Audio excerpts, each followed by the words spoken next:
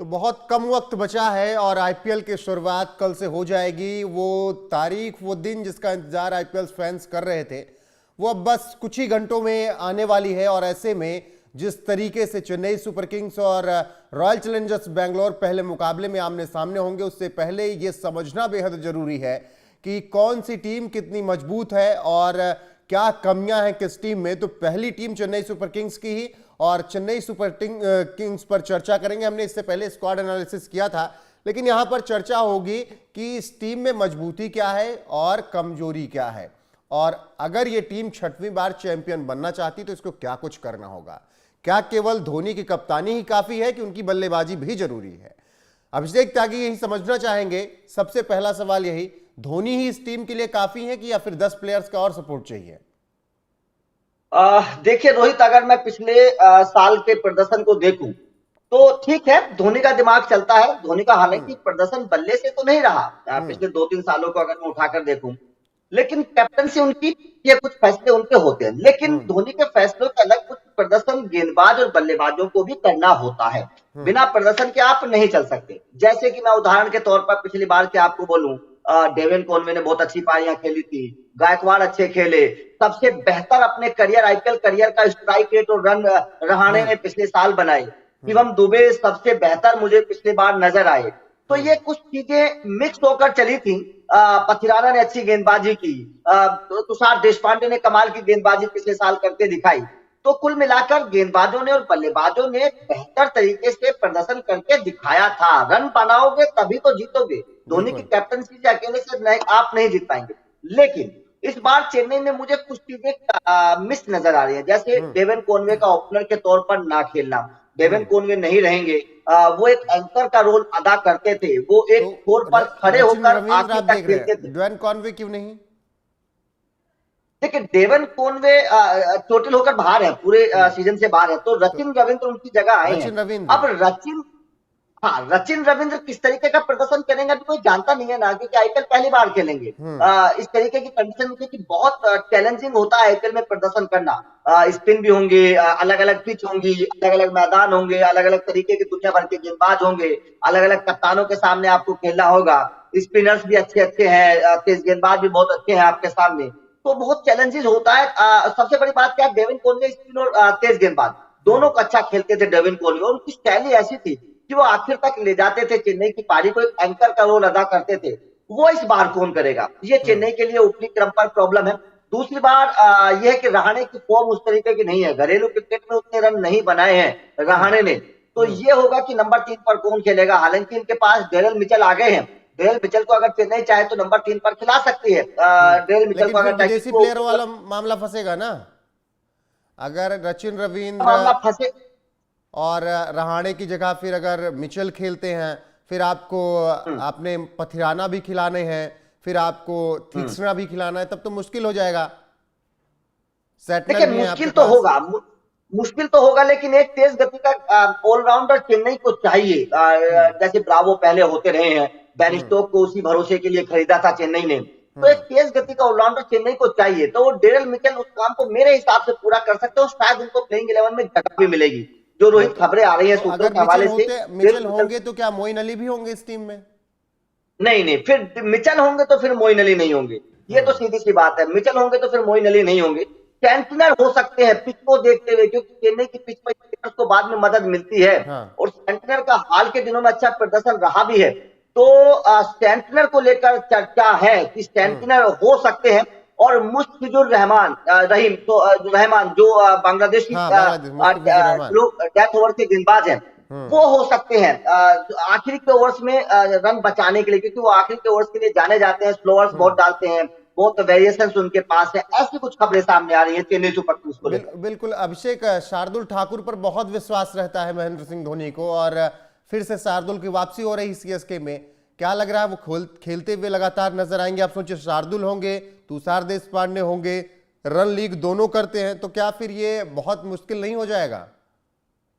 देखिए रोहित, जो अभी तक खबरें वो ये है कि शार्दुल या दीपक चहर, ऐसी खबरें कि शायद इन दोनों में से कोई आपको एक खेलता नजर आएगा। तुषार देशपांडे तो खेलेंगे, 100% खेलेंगे, ऐसी खबरें हैं। क्योंकि दीपक चहर का प्रदर्शन उतना नहीं रहा है बेहतर पिछले साल, और 2022 में बाहर रहे थे चोटिल होने की वजह से, आपको सबको पता है। और टीम इंडिया से भी बाहर है, चोटिल बहुत ज्यादा है। तो खबरें ये है कि दीपक चहर को हालांकि पहले प्राथमिकता दी जा सकती है, क्योंकि वो पावर प्ले के अच्छे गेंदबाज है। आपको पता है कि धोनी उनके चारों ओवर पावर प्ले में ही खत्म करवा देते हैं, 10 ओवर से पहले पहले उनको उनके चारों ओवर करवा देते हैं जी, सबको पता है। और शुरुआत में आकर वो विकेट भी टटकाते हैं चेन्नई के लिए, ये भी हर कोई जानता है। तो ऐसी खबरें हैं कि शुरुआत में धोनी दीपक चहर को मौका दे सकते हैं, लेकिन अगर दीपक चहर कामयाब नहीं हुए तो उनके रिप्लेसमेंट के तौर पर शार्दुल ठाकुर मौजूद हैं, फिर सारा टूर्नामेंट शार्दुल ठाकुर को ही खिलवाया जाएगा। ठीक है, एक बार टीम दिखाते हैं चेन्नई की, फिर उसके बाद चर्चा करते हैं कि किस तरीके से ये कितनी कमजोर है ये टीम, कितनी मजबूत है ये, जब चैंपियन बनने की तस्वीरें थी ये।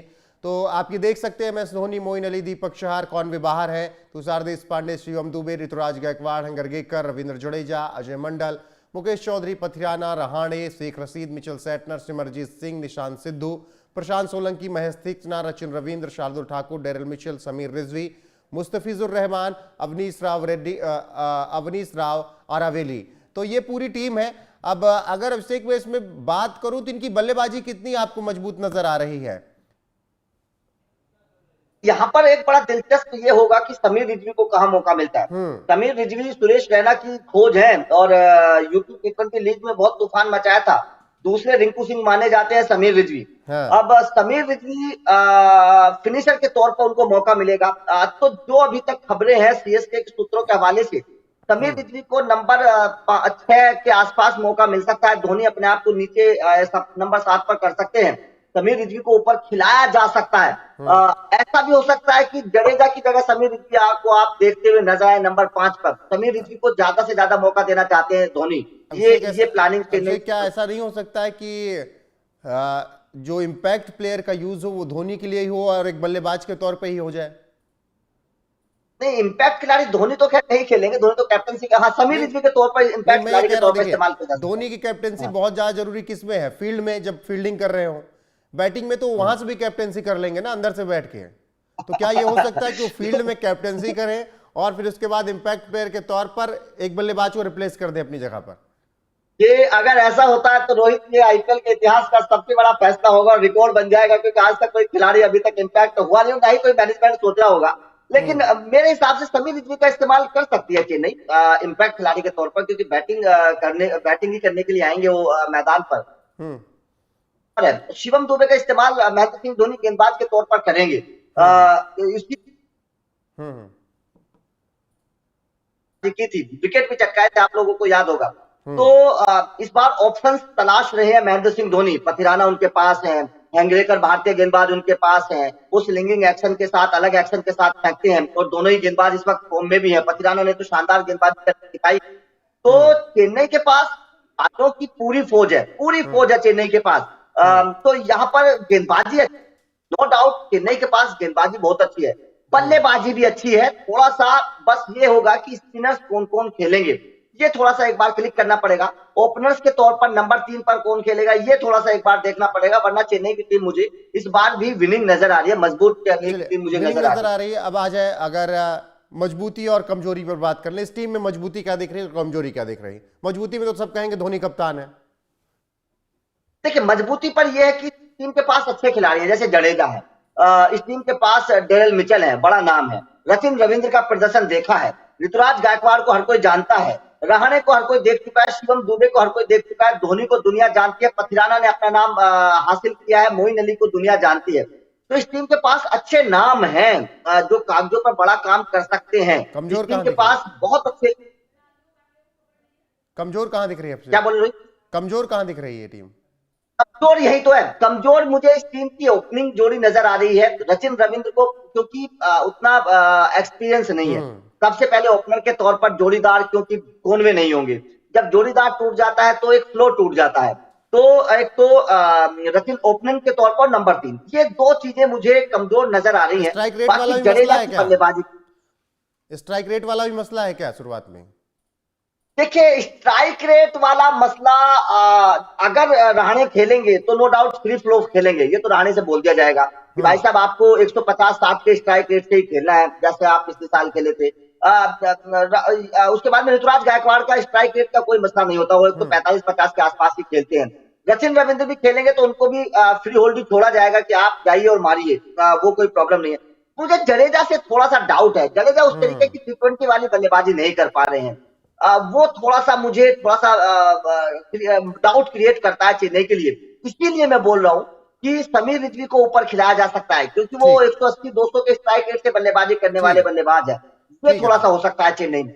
देखते हैं कि चेन्नई फिर किस तरीके से आईपीएल 2024 खेलती है। क्या छठवीं ट्रॉफी केवल महेंद्र सिंह धोनी के कप्तानी के दम पर ही आ जाती है, या फिर और प्लेयर्स का भी सपोर्ट दिखता है? हालांकि हर साल और प्लेयर्स का सपोर्ट रहता ही है, केवल धोनी की कप्तानी को श्रेय ज्यादा मिलता है क्योंकि वो ऐसे कप्तान ही है। तो समीर रिजवी को लेकर बहुत ज्यादा चर्चाएं हैं। इसके अलावा रहाणे किस तरीके से खेलेंगे, शिवम दुबे पर क्या वही भरोसा होगा, मिचेल सैटनर को लेकर बातें हो रही हैं, डेरिल मिचेल आ रहे हैं, रचिन रविंद्र आ रहे हैं। तो ओवरऑल इस टीम को अगर देखें तो एक पहलू है जो कि मजबूत नजर आ रही है। अगर कमजोरी में जाकर देखेंगे तो अभिषेक ने जैसे बताया ओपनिंग जोड़ी थोड़ा लग रही है। और फिर मेरी तरफ से मुझे जहां समझ में आ गया, अगर शार्दुल और तुषार देशपांडे एक साथ खेलते हैं तो फिर 10 या 11 के एवरेज से अगर रन लीक करेंगे तब वहां पर भी मुश्किलें खड़ी होंगी। तो फिलहाल देखना होगा और मुकाबला बहुत दिलचस्प होगा। तो आईपीएल के लिए बने रहिए। चेन्नई सुपर किंग्स को लेकर आपको क्या कुछ लग रहा है, कितनी मजबूती नजर आ रही है टीम और कहां पर कमजोर है, कमेंट करके अपनी राय में जरूर दीजिएगा। स्पोर्ट्स आर को सब्सक्राइब कर लीजिए और वीडियो को लाइक करना ना भूलिएगा।